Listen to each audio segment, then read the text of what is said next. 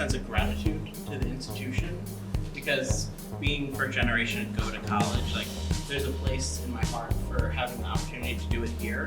And I came to Rutgers Newark with the idea of like, I'll be here for 2 years, I'll transfer to New Brunswick.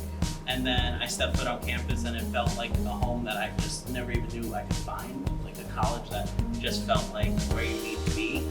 And I've never left.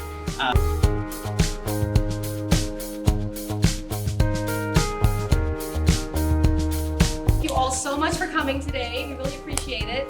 I'm Nancy Newkirk. I'm the Donor Relations and Stewardship Officer here at Rutgers Newark. And I'm so glad that you're here for this new program we started 3 years ago. We wanted to better engage with our scholarship students at Rutgers Newark and get to know you and have you learn more about the culture of philanthropy that we're building here at Rutgers Newark. Use your opportunity to kind of make an impact, use your opportunity to do something mission-driven or relate to your life somehow. And that's kind of like what I did. I just took it and I was like, let me run with it. And I was like, wow, I've been impacted by philanthropy my entire life, and I just never knew how to kind of mesh my life with something professional and mix it with the passion.